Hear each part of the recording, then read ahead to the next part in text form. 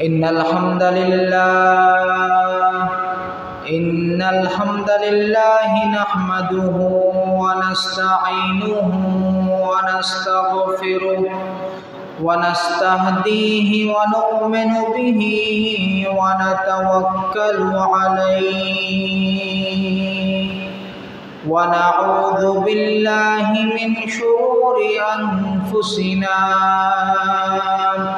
ومن سيئات أعمالنا من يهده الله فلا مضل له ومن يضلله فلا هادي له ونشهد أن لا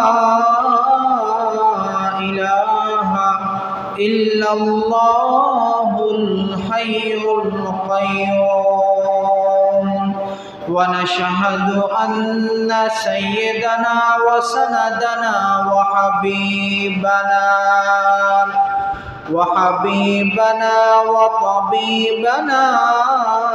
وطبيب قلوبنا ومولانا محمدا عبد الله ورسوله الذي أرسله بالحق بشيرا ونذيرا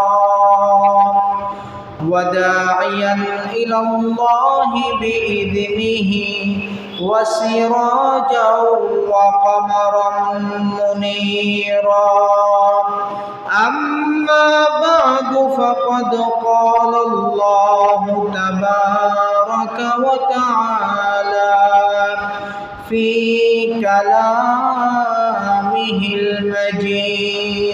المجيد وفي فرقانه الحميد أعوذ بالله من الشيطان الرجيم بسم الله الرحمن الرحيم لئن شكرتم لأزيدنكم ولئن كفرتم إن عذابي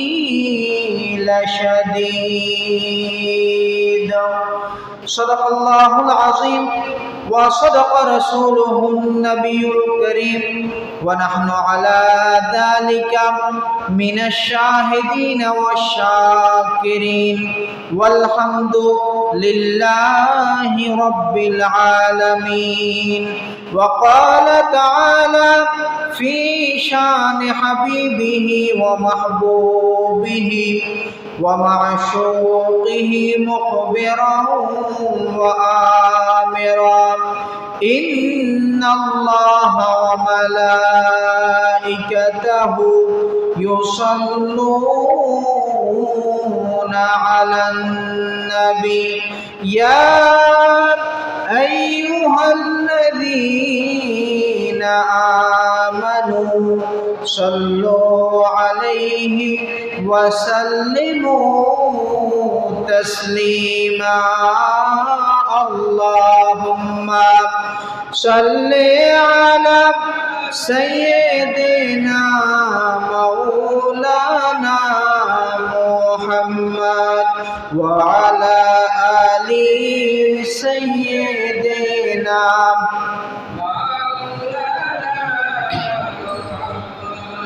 আরো জোরে জোরে পড়ি আল্লাহুম্মা সাল্লি আলা সাইয়্যিদিনা মাওলানা মুহাম্মদ ওয়া আলা আলি সাইয়্যিদিনা মাওলানা মুহাম্মদ আপন আপন করো বান্দা কেউ তো তোমার আপন নয়, আপন হবেন যে জন তোমার শুয়ে আছেন মদিনায়। আল্লাহুম্মা সাল্লি আলা সাইয়্যিদিনা মাওলানা মুহাম্মদ ওয়া আলা আলি সাইয়্যিদিনা মাওলানা মুহাম্মদ। রাহে মেরে মস্কন हवालिए काबा बने मेरे मदफन दियारे मदीना।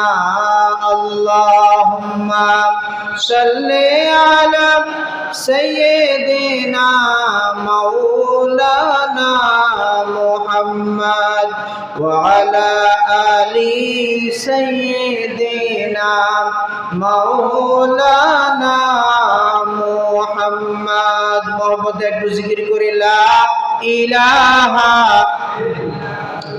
লা ইলাহা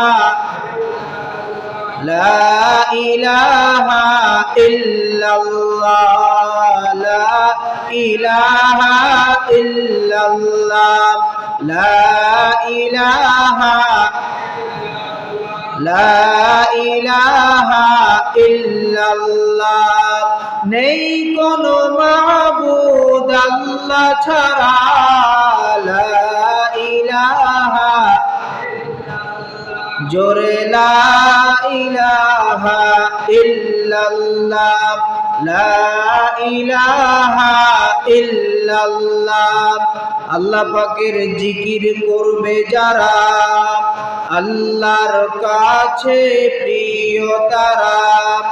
আল্লাহর কাছে প্রিয় যারা জান্নাতে প্রবেশ করবে তারা।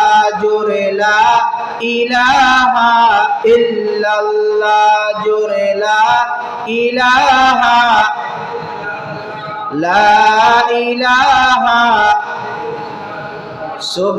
সুবহানাল্লাহ আলহামদুলিল্লাহ লা ইলাহা ইল্লাল্লাহ সুবহানাল্লাহ আলহামদুলিল্লাহ লা ইলাহা ইল্লাল্লাহ লা ইলাহা ইল্লাল্লাহ লা ইলাহা ইল্লাল্লাহ লা ইলাহা ইল্লাল্লাহ মুহাম্মাদুর রাসূলুল্লাহ সাল্লাল্লাহু আলাইহি ওয়াসাল্লাম।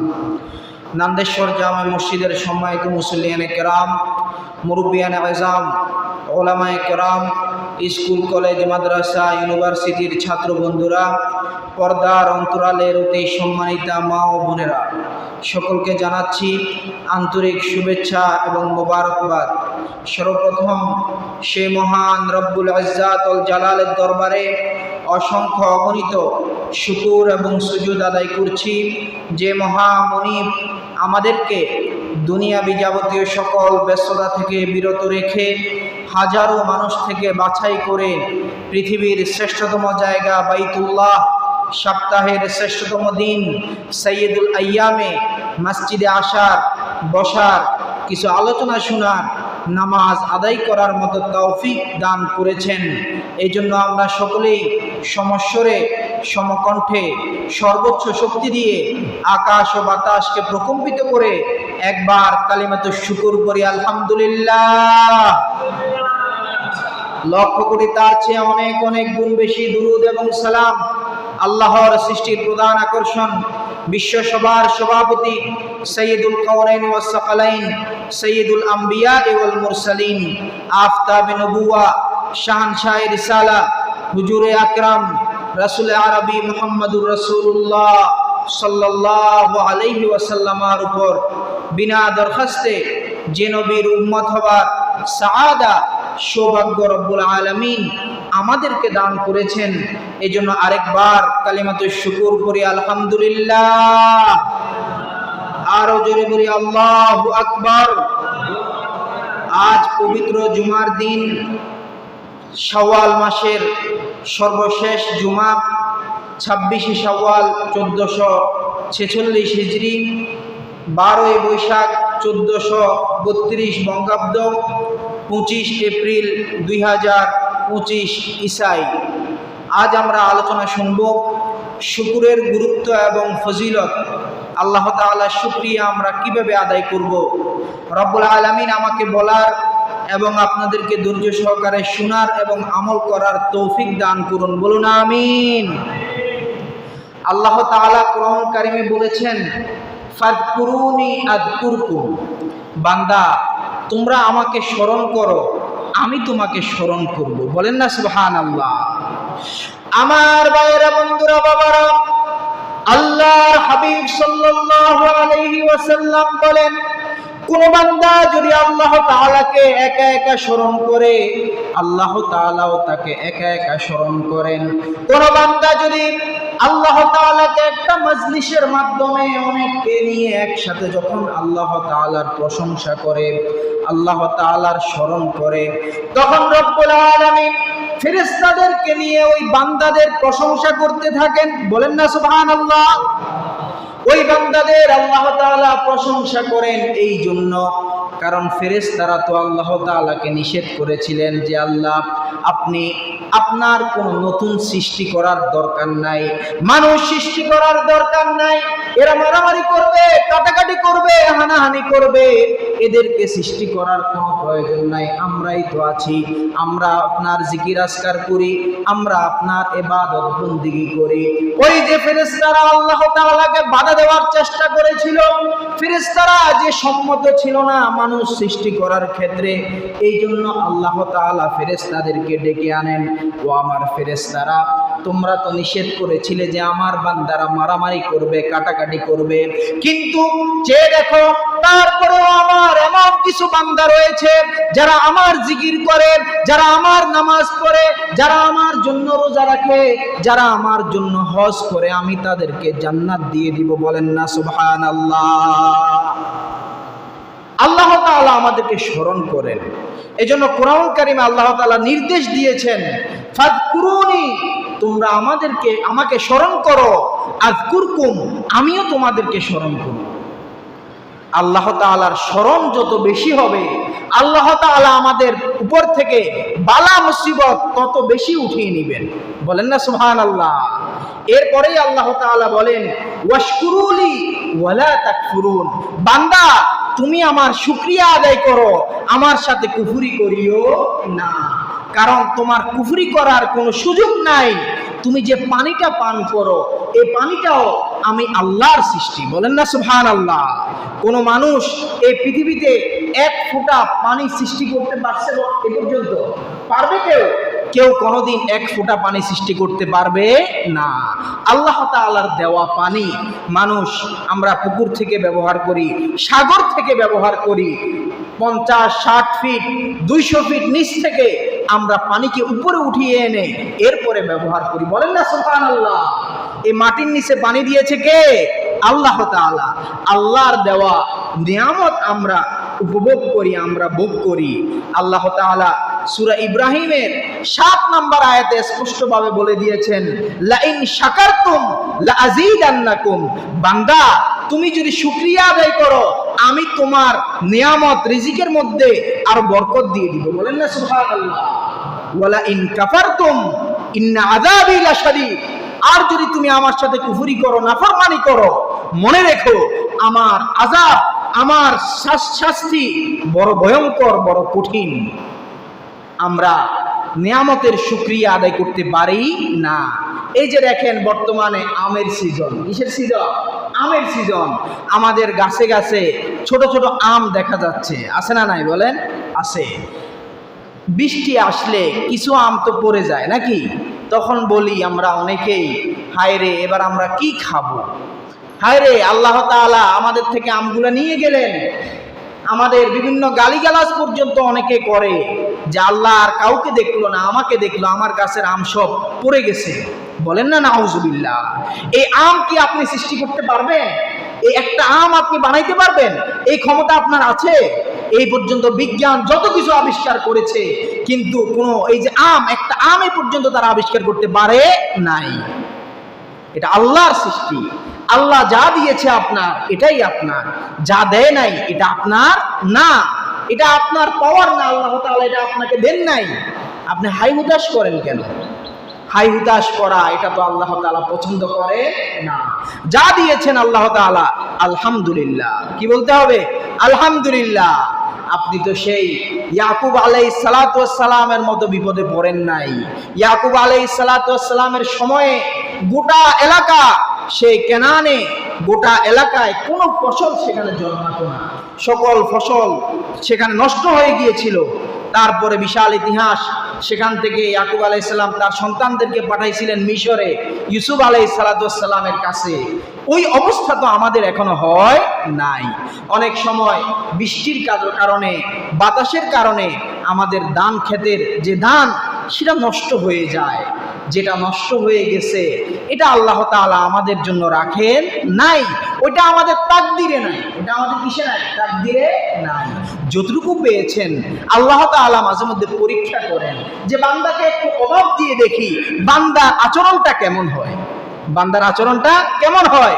বান্দা তো আজীবন 50 বছরের জিন্দেগি সুস্থতার সাথে কাটিয়েছে, একটু অসুস্থতা দিয়ে দেখি সে আসলে কেমন আচরণ করে। সে কি আমাকে ভুলে যায়, নাকি আমাকে স্মরণ করে, আমাকে স্মরণ রাখে? অনেকে দেখা যায় অল্প একটু অসুস্থতা দেখা দিলে নামাজ রোজা সব বাদ দিয়ে দেয়। বলেন না নাউজুবিল্লাহ। অথচ অসুস্থ অবস্থায় আল্লাহ তাআলা দোয়া বেশি কবুল করেন। বলেন না সুবহানাল্লাহ। অসুস্থ ব্যক্তি, কোনো মা তার পেটে যদি সন্তান থাকে, তার দোয়া আল্লাহ তাআলা সবার আগে কবুল করেন। এই জন্য অসুস্থ অবস্থায় বেশি বেশি দোয়া করতে হবে। আমল কমানো যাবে না, বরং আমল বাড়াইতে হবে। আমল কমানো যাবে না। আল্লাহ তাআলার বেশি বেশি শুকরিয়া আদায় করতে হবে। আল্লামা জামাখশারি, যাকে বলা হয় জারুল্লাহ জামাখশারি বলা হয়, যিনি দীর্ঘদিন কাবা শরীফের পাশে থাকতে থাকতে তাকে মানুষে নাম দিয়ে দিয়েছে জারুল্লাহ, আল্লাহর প্রতিবেশী। বলেন না সুবহানাল্লাহ। এই জারুল্লাহ জামাখশারি, তার একটা তাফসীর আছে, যে তাফসীরটাকে বলা হয় তাফসীরে কাশশাফ, যেটার পুরো নাম হলো তাফসীরে কাশশাফ। যেই তাফসীরটার মধ্যে তিনি সূক্ষ্ম সূক্ষ্ম বিভিন্ন বিষয় সেখানে উল্লেখ করেছেন। তিনি এই জন্য বলা হয় লাউলাল আরজান লামা কাশাফাল কোরআন। দুইজন খোঁড়া ব্যক্তি যদি দুনিয়াতে না আসতেন, তাহলে কোরআনুল কারীমের সূক্ষ্মাতি সূক্ষ্ম বিষয়গুলা এগুলো স্পষ্ট হতো না। তার মধ্যে একজন হলো জারুল্লাহ জামাখশারি রহমতুল্লাহ আলাই। তিনি অনেক বড় আলেম ছিলেন। তার আকীদায় কিছু ত্রুটি ছিল, সমস্যা ছিল। তারপরেও বড় আলেম হওয়ার কারণে তার তাফসীরটা উলামায়ে কেরাম গ্রহণ করেছেন। তিনি তার তাফসীরের কিতাবে উল্লেখ করেছেন, তিনি একটা কবিতা লিখেছেন যে আফাদাতকুমুন নামাউ মিন্নি সালাসা। শুকরিয়া আদায়ের 3টা পদ্ধতি। কয়টা পদ্ধতি? 3টা পদ্ধতি, 3টা তরিকা শুকরিয়া আদায়ের। 1 নাম্বার হলো ইয়াদি ওয়া লিসানি ওয়া দামিরিল মুহাজ্জাবা। 1 নাম্বার হলো আমার হাত, 1 নাম্বার হলো আমার অঙ্গ প্রত্যঙ্গ। আমাকে আল্লাহ তাআলা শুকরিয়া আদায় করতে হবে অঙ্গ প্রত্যঙ্গের মাধ্যমে। বলেন না সুবহানাল্লাহ। 2 নাম্বারে আমাকে শুকরিয়া আদায় করতে হবে আমার জিহ্বা দ্বারা, আমার মুখের মাধ্যমে, উচ্চারণের মাধ্যমে। 3 নাম্বার, আমাকে শুকরিয়া আদায় করতে হবে অন্তর থেকে, কলব থেকে। কোন জায়গা থেকে? কলব থেকে। আমরা 3টা উপায়ে আল্লাহ তাআলা শুকরিয়া আদায় করতে পারি। অন্তর থেকে আমরা কিভাবে শুকরিয়া আদায় করব? এই যে আল্লাহ তাআলা হাজারো মানুষ থেকে আমাদেরকে মসজিদে এনেছেন, আমরা খুশি না? আমরা আমাদের শরীরে যতটুকু শক্তি আছে, এমনও অনেক মানুষ দেখেন বাড়িতে আছে যাদের শক্তি আমাদের চেয়ে অনেক বেশি, কিন্তু মসজিদ পর্যন্ত আসতে পারে নাই। সেই তৌফিক আল্লাহ তাআলা তাকে দেন নাই। জুমার নামাজে সে আসে না, এমন অনেকে আছে জুমার নামাজই সে পড়ে না, 5 ওয়াক্ত তো পড়েই না, জুমার নামাজও পড়ে না। এই যে আল্লাহ তাআলা আমাদেরকে জুমার নামাজ মসজিদ পর্যন্ত আমাদেরকে এনেছেন, এই যে আমরা শক্তি তারও আছে, আমাদেরও শক্তি আছে, আল্লাহ তাআলা আমাদেরকে তৌফিক দান করেছেন। এই জন্য আমরা খুশি না বেজার? বলেন তো, আমরা খুশি না? এই জন্য আমরা অন্তর থেকে শুকরিয়া আদায় করতে হবে, মনে মনে। আপনার অন্তর থেকে, একটা হলো মানুষদেরকে দেখানোর জন্য মুখে করা, আরেকটা হলো অন্তর থেকে করা। কোন জায়গা থেকে করা? অন্তর থেকে করা। আপনি যখন আপনার হাতটা দিয়ে আপনি খাবার খাবেন, আপনার দাঁত দিয়ে যখন আপনি খাবারগুলো চিবাবেন, আপনি চর্বণ করবেন, একটু চিন্তা করবেন, হায় আল্লাহ, অনেক মানুষ আছে যাদের দাঁত নাই, কি নাই, দাঁত নাই, ঠিকভাবে খাবার চর্বণ করতে পারে না। অনেক মানুষ আছে যার দুই চোখ নাই। একজন সাহাবী আল্লাহ রাসূলের কাছে এসে বললেন, ইয়া রাসূলুল্লাহ, উদউনি কাই ইয়ারুদ্দাল্লাহু আলাইয়া বাসারি, আপনি আমার জন্য আল্লাহর কাছে দোয়া করেন, আল্লাহ যেন আমার দৃষ্টিশক্তি ফিরিয়ে দেন। আল্লাহর হাবিব বলেন, তোমার জন্য যদি যেই অবস্থায় আছো, এই অবস্থায় যদি তুমি থাকো, তাহলে আল্লাহ তাআলা তোমার জন্য জান্নাত ওয়াজিব করে দিয়েছেন। বলেন না সুবহানাল্লাহ। যাদের দৃষ্টিশক্তি নাই তারা অনেক বড় নিয়ামত থেকে মাহরুম না? তারা তো এই পৃথিবীটা দেখতে পারতেছে না। এই জন্য আল্লাহ তাআলা, তারা যদি ঠিকভাবে চলে, আল্লাহ তাদের জন্য জান্নাত আগের থেকে রিজার্ভ করে রাখেন। বলেন না সুবহানাল্লাহ। আল্লাহ রাসূল বললেন, আমি কি তোমার জন্য দোয়া করব নাকি তুমি জান্নাতের জন্য অপেক্ষা করবে? বলেন না সুবহানাল্লাহ। এই জন্য দৃষ্টিশক্তি এটা আল্লাহ তাআলার অনেক বড় নিয়ামত। অনেক মানুষ আছে এই পৃথিবীর সৌন্দর্য দেখতে পারতেছে না। আমি আপনি কত সুন্দরভাবে এই পৃথিবীটা দেখতে পারতেছি, আমাদের সন্তান পরিবার পরিজনকে আমরা দেখতে পারতেছি, এর শুকরিয়া আদায় করে আমরা শেষ করতে পারবো না। অন্তর থেকে শুকরিয়া আসতে হবে। আল্লাহ আমাকে কত দয়া করে, কত মায়া করে আমার চোখটা আল্লাহ তাআলা এখনো ভালো রেখেছেন।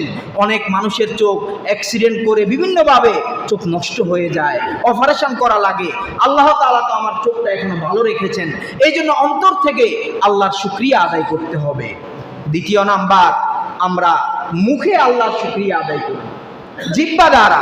আল্লাহর হাবিব বলেছেন, সবচেয়ে বড় শুকরিয়া আদায়ের মাধ্যম হলো আলহামদুলিল্লাহ বলা। কি বলা? আলহামদুলিল্লাহ বলা। আমরা বেশি বেশি আলহামদুলিল্লাহ বলবো। কি বলবো? আলহামদুলিল্লাহ বলবো। আমরা যখন ঘুমাতে যাই তখন আমরা একটা দোয়া পড়ি, আল্লাহুম্মা বিসমিকা আমুতু ওয়া আহইয়া। হে আল্লাহ, আপনার নামে মৃত্যুবরণ করতেছি। কি করতেছি? মৃত্যুবরণ করতেছি। আবার আপনার নামেই আমরা জীবিত হই। আমরা যখন ঘুমাতে যাই, অনেক মানুষ ঘুমাতে গেলে ঘুমের ঘরে মৃত্যু হয়ে যায়, আছে না নাই? বলেন। ঘুমাইতে গেছেন আপনি, অনেকে আছে ঘুমাইতে গেছে আর ফজরের সময় আর উঠতে পারে নাই, তার জান কবজ হয়ে গেছে। আবার এই জন্য সকালবেলা যখন আমরা ঘুম থেকে উঠি, আবার একটা দোয়া আমাদের পড়া প্রয়োজন। সেটা হলো আলহামদুলিল্লাহিল্লাযী আহইয়ানা বা'দামা আমাতানা ওয়া ইলাইহিন নুশুর। আল্লাহ তাআলা শুকরিয়া আদায় করা দরকার, অন্তত আলহামদুলিল্লাহ পড়া দরকার, যে আল্লাহ আমাকে দিনের বেলা রাত শেষ করে আবার দুনিয়ার আলো আমাকে দেখার তৌফিক দান করেছেন। সে আল্লাহর শুকরিয়া আদায় করা দরকার আছে না? অবশ্যই দরকার আছে। প্রতিটা কাজে শুরুতে বিসমিল্লাহ, শেষে আলহামদুলিল্লাহ। শুরুতে বিসমিল্লাহ, শেষে আলহামদুলিল্লাহ। যত ভালো কাজ আছে শুরুতে বিসমিল্লাহ করে শুরু করবেন, শেষে আলহামদুলিল্লাহ করবেন। আপনি ধান কাটতে গেছেন, আপনি বিসমিল্লাহ বলে শুরু করবেন ধান কাটা। যা আপনি কাটতে পারছেন, কিছু নষ্ট হয়ে গেছে পানিতে, কোনো কারণে পাখি খেয়েছে, আর আপনি কি মনে করেন? অনেক সময় আমরা ইঁদুরকে গালিগালাজ করি। কারে গালিগালাজ করি? ইঁদুর। যে ইঁদুর জমির সব ধান নিয়ে গেছে, গালি দেয় কিনা? এমন এমন গালি দেয় যেটা শোনার মতো না। মনে রাখবেন, এই ইঁদুরও তো আল্লাহর সৃষ্টি। ইঁদুর কার সৃষ্টি? ইঁদুর আল্লাহর সৃষ্টি। ইঁদুর খাইবে কোত্থেকে? আপনার এই ধানের মধ্যে আল্লাহ তাআলা তার রিজিক রাখছেন, সেখান থেকে ইঁদুর খাইতেছে।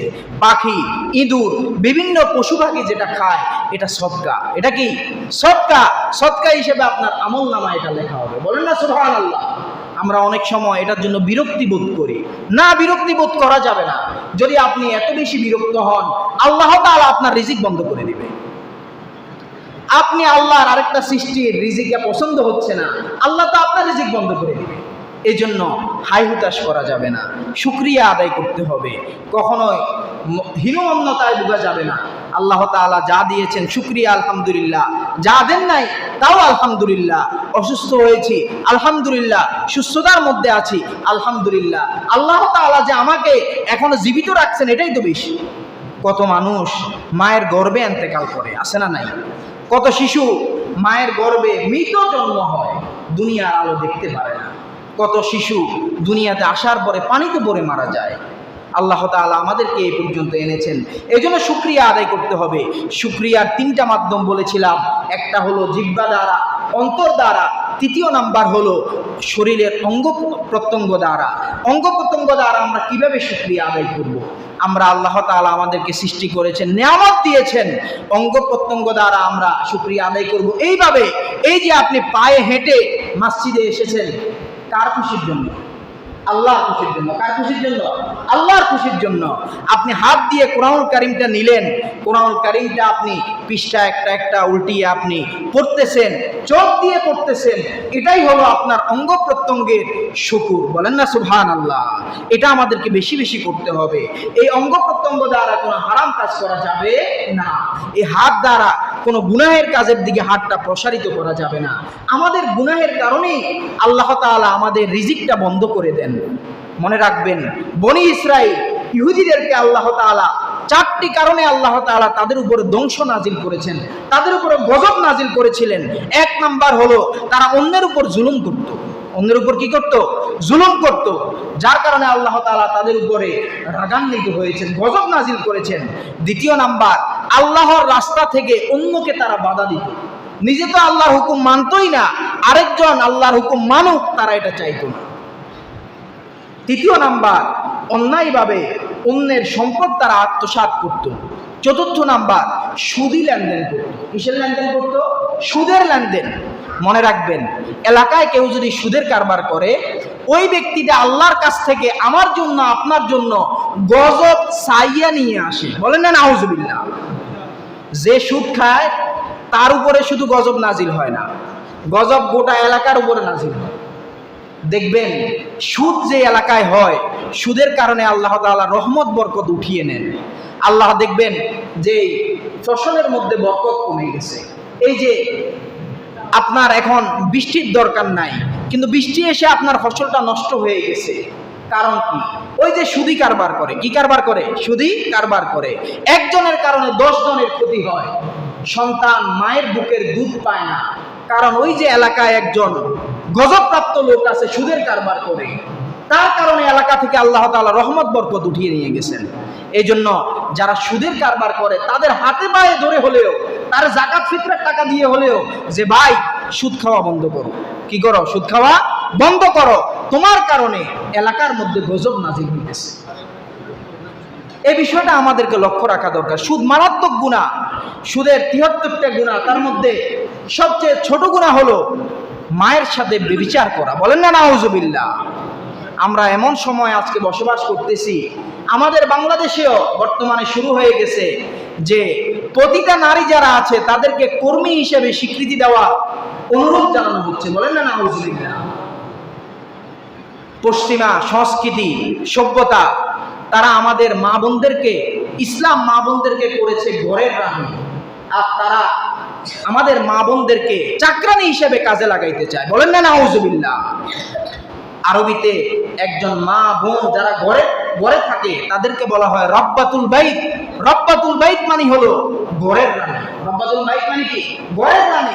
আর আমাদের মা বোনদেরকে 2 টাকা 5 টাকা 1000 টাকা লোভ দেখাইয়া লাখ সাবান, 2 টাকার শ্যাম্পু, 5 টাকার সাবানের অ্যাড দিয়ে টাকার লোভ দেখিয়ে তাদেরকে নগ্ন করে ছাড়তেছে। বলেন না নাউজুবিল্লাহ। এবং যাতে করে জিনা ব্যভিচার সারা দেশে ছড়িয়ে পড়তে পারে, এই জন্য তারা আজকে আবেদন নিয়ে আসছে যে যাতে দেদারসে বাংলাদেশের বুকে মানুষ খারাপ কাজ জিনা করতে পারে, যারা প্রতিটা মহিলা তাদেরকে কর্মী হিসেবে স্বীকৃতি দেওয়ার জন্য আমাদের বাংলাদেশের সরকারের কাছে আবেদন জানিয়েছে। এটা দুঃখের বিষয়, আফসোস। আমাদের যদি এখনো শিক্ষা না হয়, আমরা কবে শিক্ষা নিব? ভারত সরকার তারা তাদের দেশকে হিন্দু রাষ্ট্র হিসেবে কায়েম করতে চাচ্ছে। তারা ইসরায়েলের মতো আচরণ করা শুরু করে দিয়েছে। তারা বলতেছে বাংলাদেশ পাকিস্তান এটা গাজার মতো হবে। বলেন না নাউজুবিল্লাহ। তারা বাংলাদেশ পাকিস্তানকে গাজার মতো করতে চায়। ইসরায়েল যেভাবে ফিলিস্তিনকে খণ্ড বিখণ্ড করে দিয়েছে, ধ্বংস করে দিয়েছে, ঠিক তেমনি ভাবে মুসলমানদেরকে তারা ধ্বংস করতে চায়। আর আমাদের বাংলাদেশে আমরা মুসলমানরা এতটাই উদার, আমরা অন্য ধর্মের লোকদেরকে উদারতা দেখাতে দেখাতে আজকে আমরা বিভিন্ন দল গঠন করতেছি। এই দলের মধ্যে তাদেরকে বড় বড় পদ দিয়ে রাখতেছি। বলেন না নাউজুবিল্লাহ।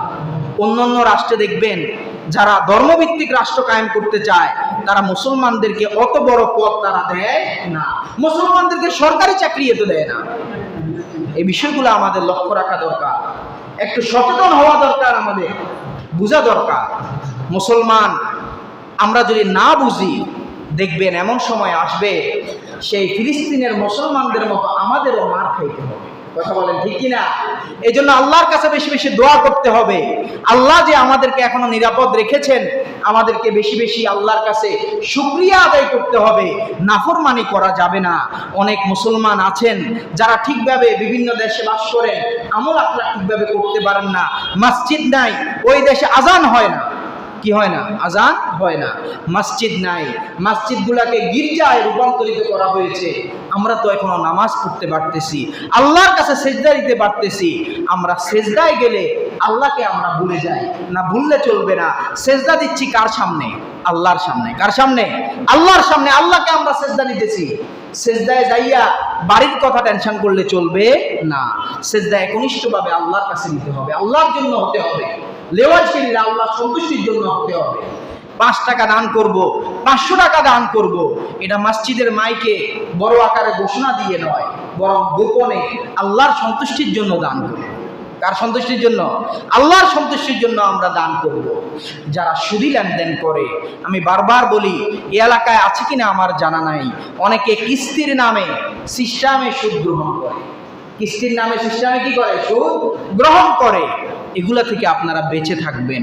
আমরা অনেকে নিরুপায় হয়ে যাই, বিপদে পড়ে নেওয়া লাগে। কিন্তু যারা এই কারবারগুলো করতেছে, দেখা যায় একজন মানুষ বিপদে পড়ে 50,000 টাকা ঋণ নিয়েছে, এটা সুদ হতে হতে কয়েক লাখ টাকাও হয়ে যায়। এটা জুলুম। আল্লাহ তাআলা, আপনি একদিক থেকে টাকা ইনকাম করতেছেন সুদের মাধ্যমে, অন্য দিক থেকে আল্লাহ তাআলা আপনার লক্ষ লক্ষ টাকা নিয়ে যাবে, আপনি উপলব্ধিও করতে পারবেন না। আল্লাহ রাসূল সাল্লাল্লাহু আলাইহি ওয়াসাল্লাম বলেছেন, আমি যখন মেরাজের রাতে গিয়েছিলাম, আমি দেখলাম একটা রক্তের নদী, লাল বর্ণের রক্তের নদী। একজন ব্যক্তি সাঁতার কাটতেছে, সাঁতার কাটতে কাটতে সে পারে আসার চেষ্টা করতেছে। পারে একজন লোক দাঁড়ানো, সে পাথর, ওই ব্যক্তির মাথায় পাথর মারতেছে, মাথাটা খণ্ড বিখণ্ড হয়ে যায়। সে আবার মধ্যখানে চলে যায়, আবার সে আসার চেষ্টা করে, আবার পাথর মারা হয়। আমি জিজ্ঞাসা করলাম, জিব্রাইল, এই লোকটাকে? জিব্রাইল আলাইহিস সালাম বললেন, ইয়া রাসূলুল্লাহ, এই ব্যক্তি হলো সুদখোর, যে দুনিয়াতে সুদের লেনদেন করত। বলেন না নাউজুবিল্লাহ। অনেকে 5 টাকা সুদের লেনদেন করে। কয় টাকা? 5 টাকা। হাজারে 5 টাকা। হাজারে কত? যে কম সুদে কোনো ক্ষতি নাই। কম সুদে কি নাই? ক্ষতি নাই। এলাকায় আছে, দেখবেন অনেক মা বোন এই কাজটা করে। পুরুষরা তো আর এত ছোটখাটো কাজ করবে না। অনেক মা বোন এই কাজটা করে, যে কোনো মহিলা আসছে ঋণের জন্য, যে 1000 টাকা দিলাম, 1 মাস পরে আপনি আমাকে 20 টাকা দিবেন, 50 টাকা দিবেন। মনে রাখবেন, যেই টাকা ঋণ দিয়েছেন, 1 টাকা বেশি নিলে 1 টাকা সুদ হবে। 1 টাকা কি হবে? সুদ হবে। 1 টাকাও বেশি নেওয়া যাবে না। আল্লাহ তাআলা আমাদের সকলকে সঠিক বুঝ দান করুন। বলুন আমিন। ওয়া আখির দাওয়ানা আলহামদুলিল্লাহি রাব্বিল আলামিন। ওয়াসসালামু আলাইকুম ওয়া রাহমাতুল্লাহি ওয়া বারাকাতুহু। যারা